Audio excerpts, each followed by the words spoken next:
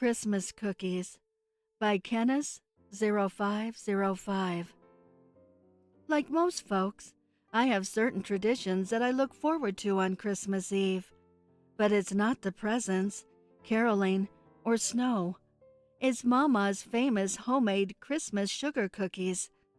Now, before anyone judges, they are the best cookies in the world, and I pride myself as being a cookie expert. From the 1st of December until Christmas Eve, that is all I think about. The little snowman-shaped goodness covered in frosting. I have to work most holidays, so I can only pop in and have to get right back to work. But as I made my way to the kitchen, you can imagine my disappointment, as there were only store-bought chocolate chip, pathetic excuses for cookies left. How inconsiderate can you be? As I turned to leave, I had a thought cross my mind. Freakin' Steve, I whispered to myself. He is the only one who would do something this vile. Maybe what I did next was a little harsh, but the little prick needed to be taught a lesson. I crept up to his room, and to my surprise, I found him waiting, like he knew I was coming. Then the vile little imp laughed. "What's the matter, fat boy?" And I snapped. That would be the last bit of joy he would have for the night. "Screw you, old man," he growled, spitting blood on me and the floor as he spoke. I didn't mind. I'm dressed all in red anyway, and bad little boys need to be corrected. I leaned in close to him, twisting the sharpened candy cane in his chest. "Where are the cookies, Steve?" I asked rather calmly, I thought. They're in the drawer," he said.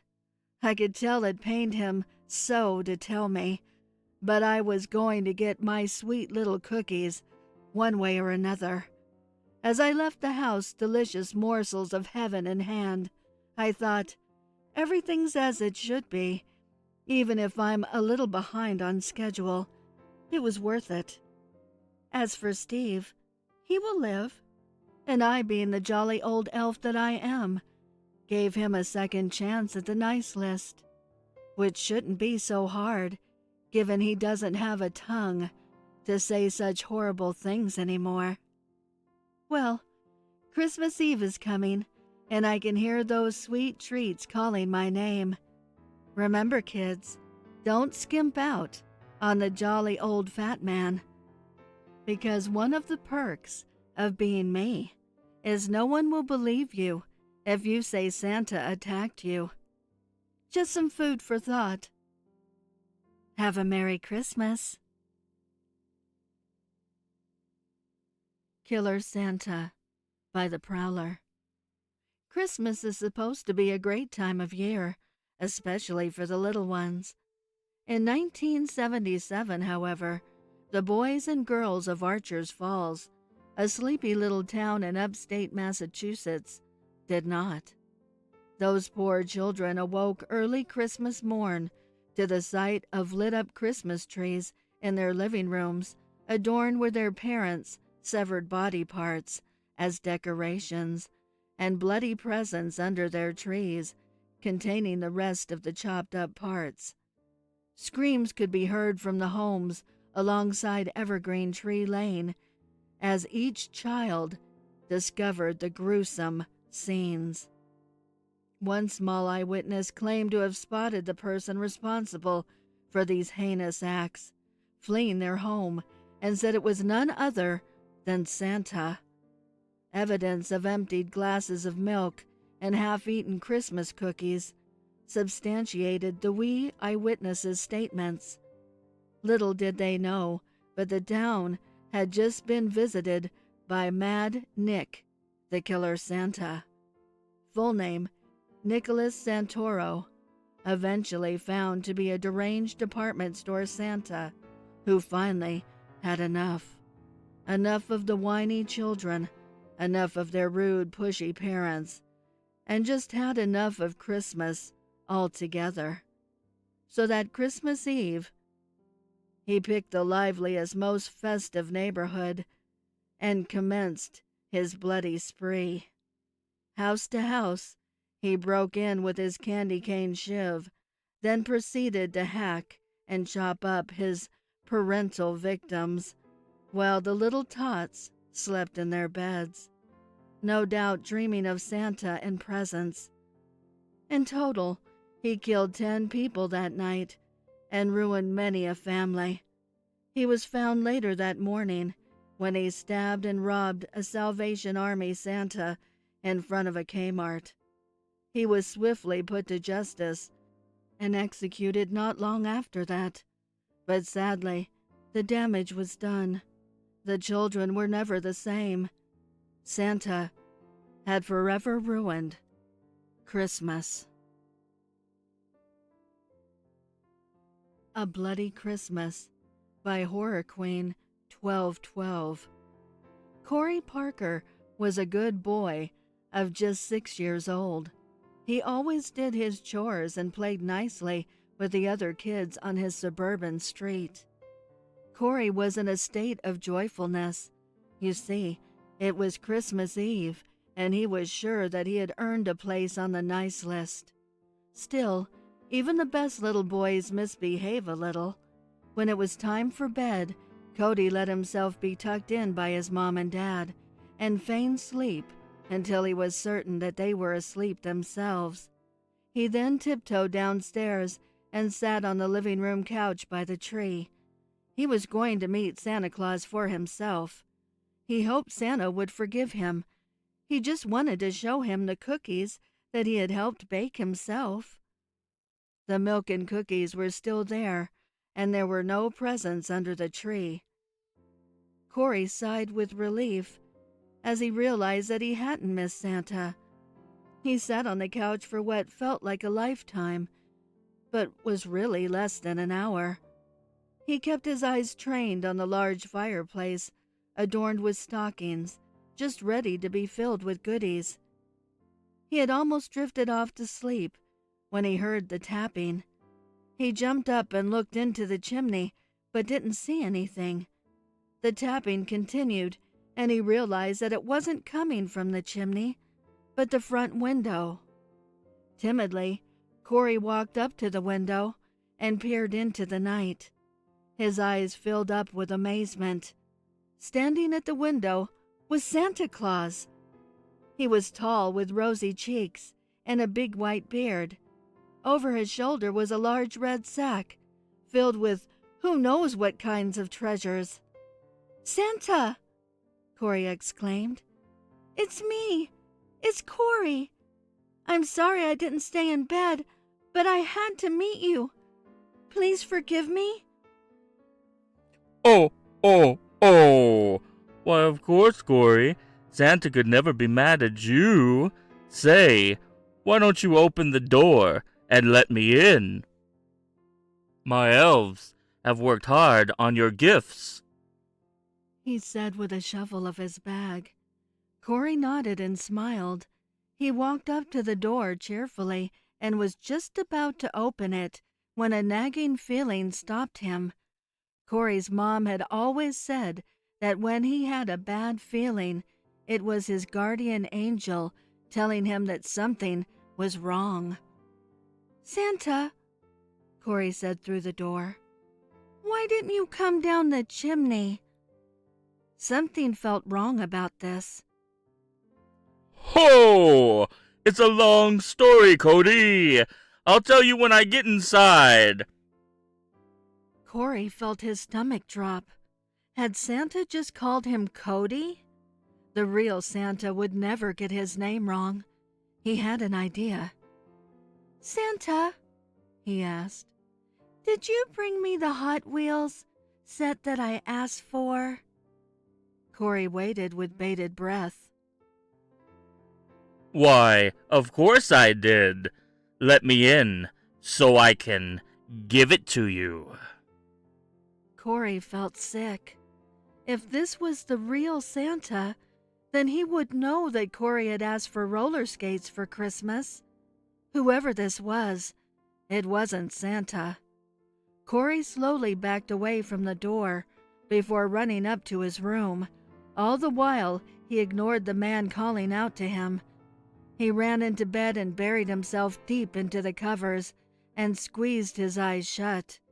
He stayed that way until he fell asleep. The next morning, Corey awoke to the sound of sirens on his street. He ignored the gifts piled high under the tree and ran to his parents, who were looking out of the window in horror. When they noticed him, they shut the blinds and put on fake smiles, but Corey could tell that they were shaken. They never let him see the mutilated bodies of the Stevenson family, lying in a neat row across their lawn. The next week, the police held a conference to discuss the case. Everyone in the house had been murdered, including Corey's friend Billy. What baffled the police was that there was no forced entry into the house. It was almost as if someone had just let the killer in. I'm Through with Christmas by The Prowler. I think I've had just about enough of Christmas. My name's Timmy McGinty, age 10, and I've survived a lot of horrible Christmases with nothing to show for it. From suffering the cruelties of Santa's minions, Black Billy and his black goat's festive udder juice, and his back-hatched chocolate Christmas cookies, and Stoolzabub and his chocolatey festive surprises of moist fudge-dripping Christmas trees and unforgettable sickening holiday treats. Then there was the horrible Christmas of Mad Nick the Killer Santa, who killed my parents, chopped them up and adorned our Christmas tree with their body parts, and wrapped the rest up as presents for under the tree. What a lovely thing that was to walk out to. Now, I've always been a good boy, minded my P's and Q's. Yes, there was that one time I tripped Jimmy Daniels down the stairs and he fell and broke his hip. But it's not my fault he had horrible balance. And yes, there was the time I tied Granny's chin hairs together in a knot. But once again, it's not my fault she decided to let herself go and not pick up the old Gillette razor and give herself a shave just because Grandpa Bartholomew died on her. Move on, I say, madame. So to summarize, I'm through. No need, Santa, to squeeze your wide, jolly ass down my chimney and prance around my living room. That's what is known as B&E. The old breaking and entering. Take that shit next door. From now on, keep your minions to yourself and your nice list high entrance standards away from me. For I give up. I'm through. Done with Christmas. You win. The Sleigh Ride by Kenneth0505. It was finally Christmas Eve, that magical night when Santa came to give presents to good children around the world, and Timmy had been especially good this year, doing anything and everything possible to be an outstanding member of society. As he crawled under the covers, he excitedly yelled, "Good night, Mom and Dad," and shut his eyes tight, trying to force himself asleep. It took a while, but he finally dozed off with dreams of a new dirt bike. He was awakened by soft tugging on his shoulder. Could it be? He thought. Is it morning already? But as his eyes tried to focus, he realized it was still dark outside. Then the tugging started again. He rolled over and looked, and in a half-asleep stupor, couldn't believe what he was seeing. It was old St. Nick himself. He saw the shock on Tim's face and reassured him in a cheerful voice. "Come with me, young Tim. I have a surprise for you." Santa turned to the door, and Tim was right on his heels. He followed him through the house until they reached the fireplace. Santa then said in a voice so pleasant, "Take my hand, child, and don't be afraid. There is a tradition that I keep every year. The nicest kid I take for the night to help keep me awake on this long sleigh ride. And you, my boy, were the sweetest of all the children this year." With that being said, Timmy climbed right up in that seat beside the jolly old elf. It was amazing. From house to house, they flew, and Santa and he were having a grand time, laughing and talking. When Santa was done with a house, he would split the cookies and milk. Tim was having the time of his life when he looked up at Santa and exclaimed, "This is the best Christmas ever!"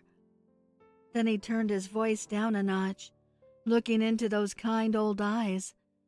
"Thank you so much for this wonderful night ride." Santa leaned down. Tim thought to whisper in his ear, but instead bit a chunk out of his neck. As he wiggled, squirmed, and tried to scream, Santa smiled with gore on his chin, laughed a hearty laugh, and said to Tim, "Sugar-filled snacks only keep me going for so long. Your body, though, will give me the ability to finish my night and spread Christmas cheer to every good boy and girl." Just as Tim's world started to fade to black, he heard the old elf one more time. My, I was right. You are a sweet boy. And don't think me a monster, but I need to feed on one child a year. That's how it has to be." I Don't Believe in Santa Claus. Author unknown. I don't believe in Santa Claus. I've always known he was just made up. Someone parents told their kids about just so they would behave during the holidays. Nonetheless, I was always grateful for the double gifts, one from my parents and one from Santa, and would wake up every Christmas morning with a gold and silver wrapped present at the foot of my bed, tagged "From Santa." This went on all the way through my high school years, and though by that time I started to feel this was highly unnecessary, I continued to play along. It was just my parents' way of spoiling me, as I was their only child. However, it had to stop eventually, and I soon had to leave for college. Christmas came while I was a busy college freshman, but I couldn't help wanting to visit home before the season was over. As I was traveling, however, I received a call from our neighbors telling me to come home immediately. I told them I was on my way, but was by then less merry and more anxious. As soon as I arrived home, I dropped my bags onto the snow and pushed past the policeman into my house. There, in the wreckage of the living room, lay the bloody and mangled bodies of my beloved parents. On the walls, and what looked to be written in blood, were the words, "Where is she?" Before the policeman pulled me away, however, I noticed a single untouched gift in gold and silver wrapping under the Christmas tree. I don't believe in Santa Claus, but I do believe in monsters. Christmas Yet to Come by Queen of Scots. Twice in my life, I've managed to avert disaster because of a Christmas Eve dream. Both dreams started with a tall, hooded figure pointing at something I'm supposed to watch. The first dream came when I was 14, a car crash. I woke with a vague sense of unease and told my parents I didn't want to go to last-minute shopping with them. The crash killed them instantly. Devastated, I went to live with my aunt. The dream figure appeared again when I was 20, staying in a crappy little apartment in the city. This dream was about an explosion, and so real I felt heat baking me, even as I jolted awake. Full of dread, I grabbed a few things and ran out into the cold, dark Christmas morning. By the time I reached my aunt's house, it was on the news. A fire had blown through my apartment building, killing 7 people. That was exactly 2 years ago. The guilt is awful, but really, who would have believed me had I tried to warn them? And now, it's 4 a.m. Christmas morning. I had a dream last night, and I'm reminded of Ebenezer Scrooge and his 3 Christmas warnings from dream ghosts. This time, my dream ghost showed me a devastated world, whole cities laid bare by fire, a scorched and ashen planet. I saw not one living thing, plant nor animal, in this terrible vision. Ebenezer knew just what to do when he woke Christmas morning, to change his life and those of the people around him for the better. But despite my dream warning, I don't know where to begin to change things. On Christmas Day in the Morning by Queen of Scots. Steve! Oh, you got it! It's beautiful! Thank you so much! She's laughing with delight at her present, a cute but powerful handgun she'd admired on a recent trip they'd taken to a gun shop. Show me how to load it! Oh, I can't wait to try it out! She claps her hands, still clad in the goofy, jingly Christmas gloves he'd bought her on a whim, and laughs like a little kid. He loads it for her and hands it to her carefully. Now, we can go to the range tomorrow, and I'll show you how to shoot it. He smiles indulgently as she admires the little gun. Be careful with it now. You should probably take those silly gloves off so you can get a proper feel for it. Oh, but then my fingerprints will be on it. I told you, I can't wait to try it out, she coos, and, turning the gun towards him, she demonstrated that she really didn't need him to show her how to shoot. After all. Dark Christmas by MysteryisMyAllure.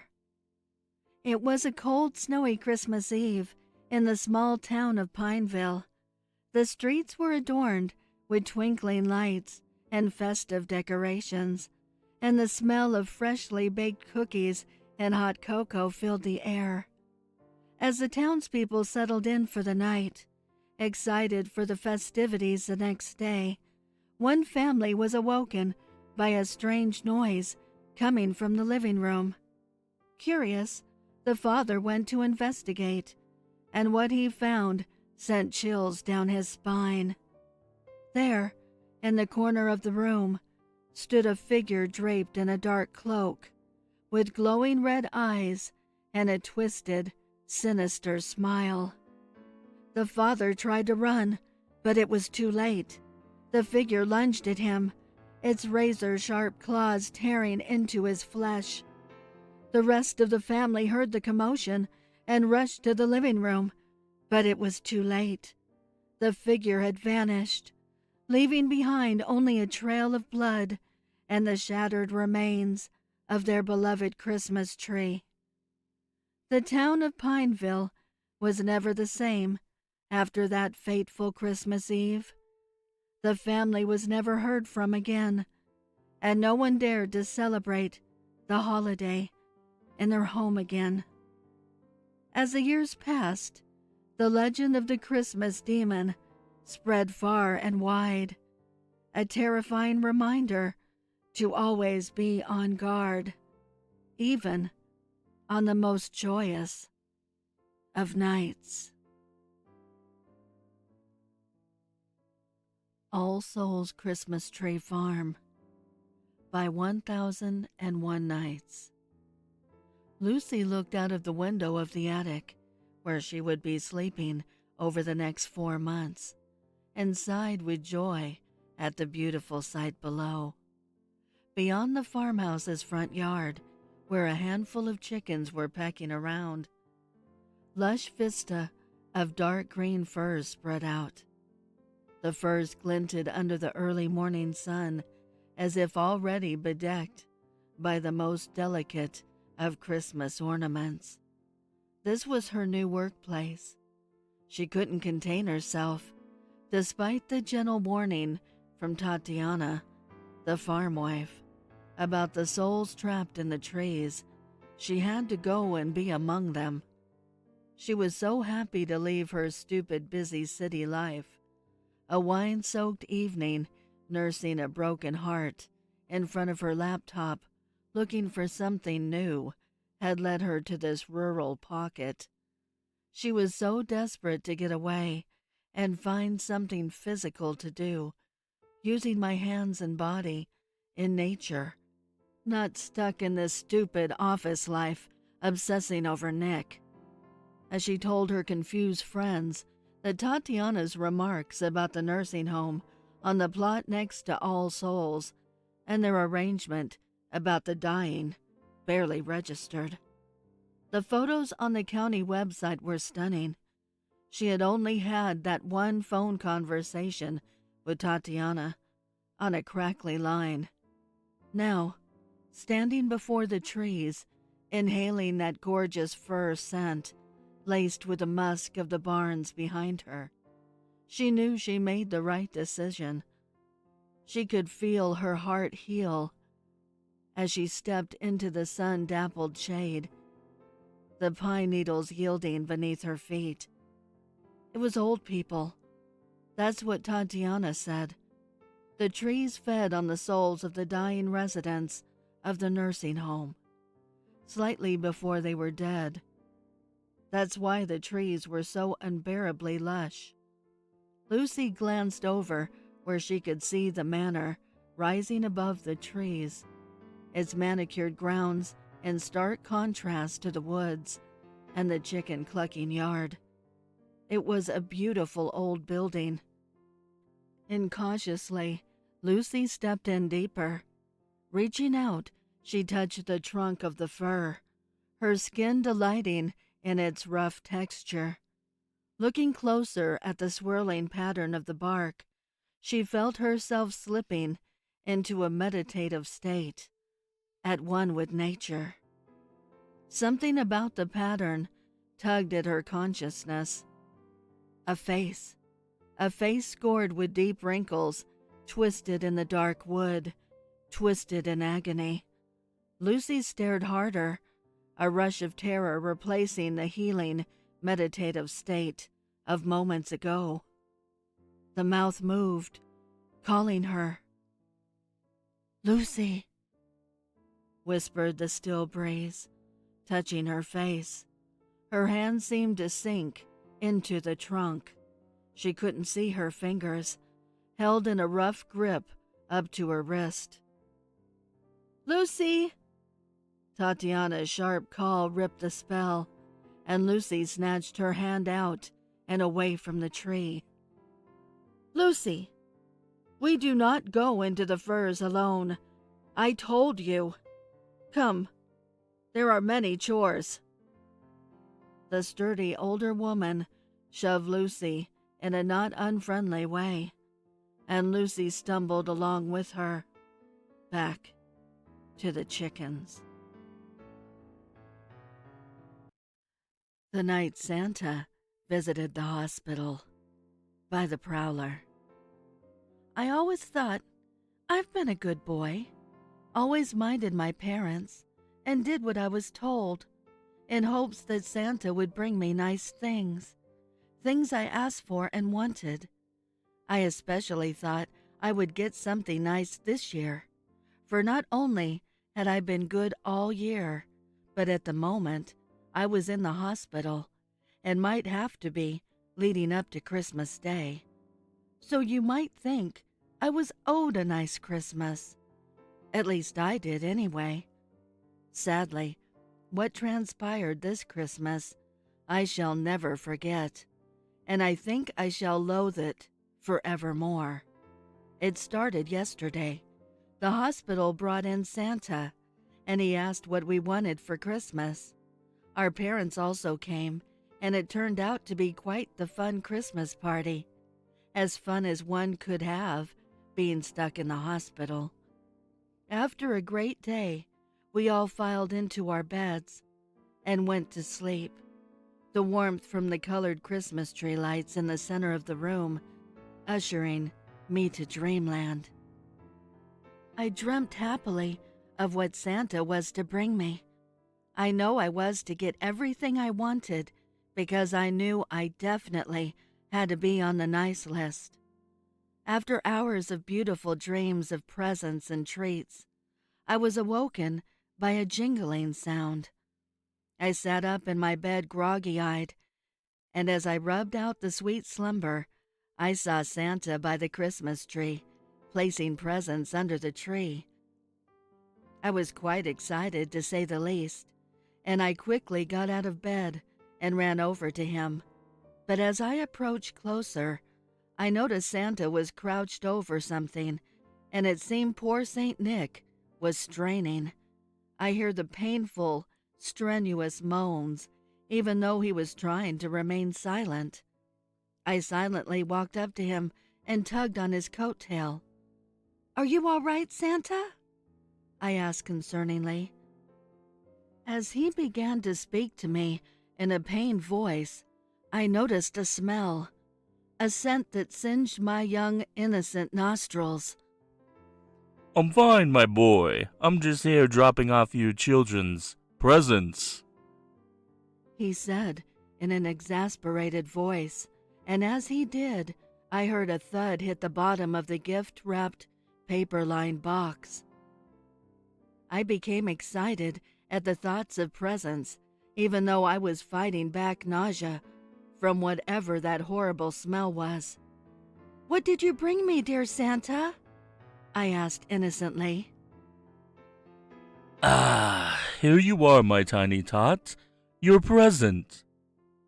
My eyes widened in horror and disgust as I now saw what he had been doing. He pulled the open box from underneath him. He had been squatting over my present. I couldn't believe it.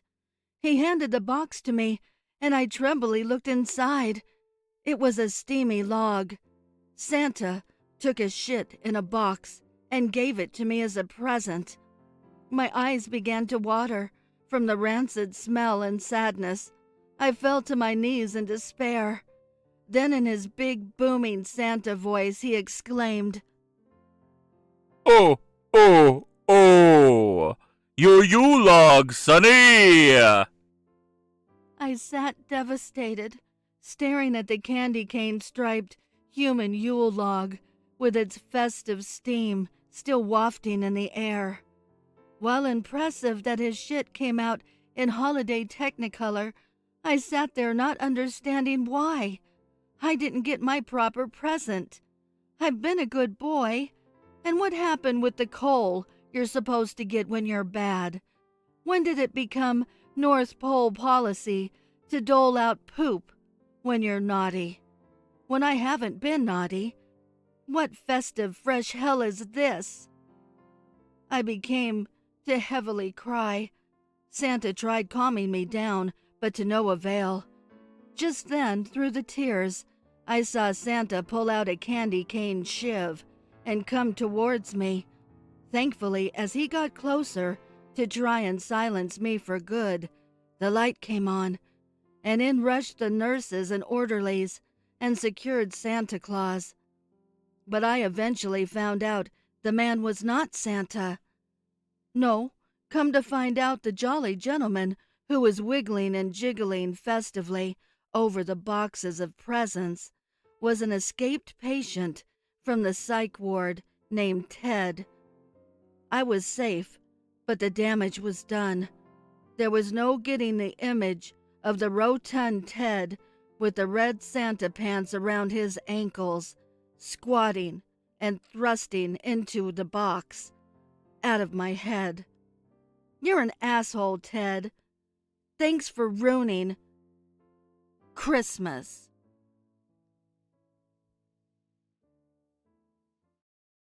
I would like to give a heartfelt thank you to the special friends of the channel for your overwhelming generosity.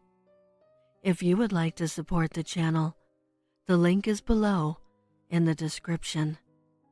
Also, please send me your stories and poems to duchessofdarkness27@gmail.com. You can also find me on Instagram at duchess.ofdarkness and Twitter at duchessofdarkn2. I want to thank all my listeners for your kindness, your encouragement, and your support. It means the world to me. Thank you for joining me. Until next time.